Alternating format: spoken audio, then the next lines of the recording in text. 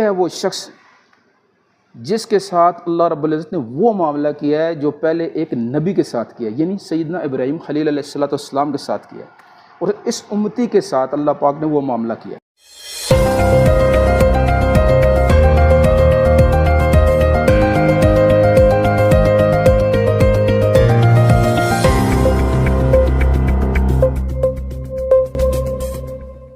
بسم اللہ الرحمن الرحیم۔ السلام علیکم ناظرین اکرام، آج ہم حاضر ہیں بدھ والے دن کا پروگرام لے کر، جس کا موضوع ہے میں اور میرا دین، یعنی میرا طریقہ زندگی۔